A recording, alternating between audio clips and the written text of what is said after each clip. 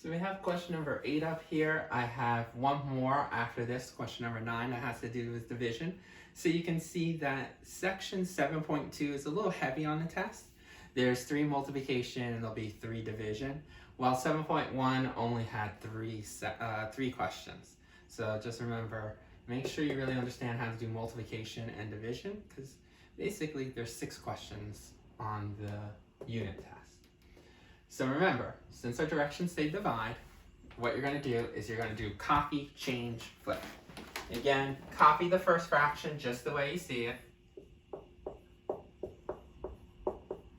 Then we're going to change the division to multiplication symbol, and then flip or reciprocal, always the second fraction, the one that follows the division symbol.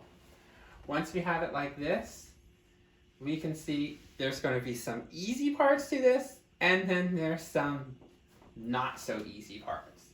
One of the easy parts that you probably recognize is that if we made this one big super fraction bar in the very beginning, notice this 14 and this 14 match exactly.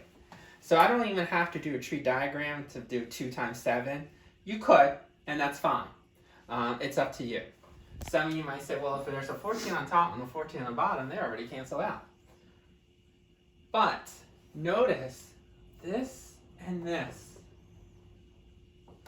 2 things. They don't match exactly, because that has a plus and that has a minus. And it's not in order. Remember, you need to have the variable first, the constant last. So let's start with corner number 1. With corner number 1, you know I cannot factor this out the way it's written. It's not in the correct order. So let's take the 5x, since it's positive, write it first. And then since this is a minus 15, constant term goes last. Once you have it written like this, then you can break this down and say to yourself, okay, is there a GCF? Yes. You can take out a 5. So then I'm left with x minus 3. Can you do difference of squares with the leftovers? No. This and this are not perfect squares. So you're done factoring out corner number 1. Corner 2, like I said, you can factor it out as 2 times 7, or some of you will recognize the 14 and 14 canceled out, so you don't have to bother factoring it out. Corner number 3, again, 2 times 7, if you're my factoring people, or if you recognize that it's the same, you don't have to do it, because you know 14 and 14 will cancel out when I do the big super fraction bar. But this corner, we do have to factor out. The first thing we realized, it's not in the correct order. Remember, you cannot start with a constant. Constants have to go last.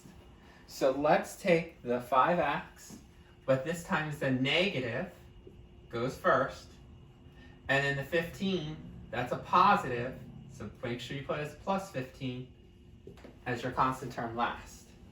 Now that it's in correct order, then you can do your factoring skills, so you know that you always look for a GCF first. And this has 2 of the letters. Remember, A, matching parentheses, no. B, same letter, no. C, same number, they both have a 5. And D, it does start with a negative. So make sure you take out a negative 5. Okay? So when you divide this by negative 5, you're left with x. When you divide this by negative 5, you're going to be left with a negative 3. Okay? So it factors down as negative 5 and then the x minus 3. Now that you have the 4 corners, then do your big super fraction bar. And then you can see binomials, cancel them out first. They're matching, that's why we can cancel them out. And then you can see I have a 2 and a 2, a 7 and a 7. Now a 5 and a negative 5 can cancel out. The reason why is because remember, negative is separate. So we can do 5 and a 5 here. That means we're left with a negative on top. So if there's nothing left on top, there's an understood 1.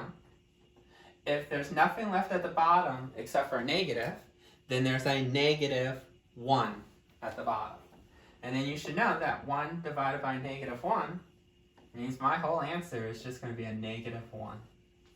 So the trick with this guy is realizing this is not in order. You have to make sure that the constant term is always written last. Then you can do your GCFs and then cancel out. And if there's nothing left on top, it's a 1. If there's nothing left at the bottom, there's a 1, except for us, we had a negative. So it's a negative 1, and then 1 divided by negative 1 gives us our final answer of negative 1.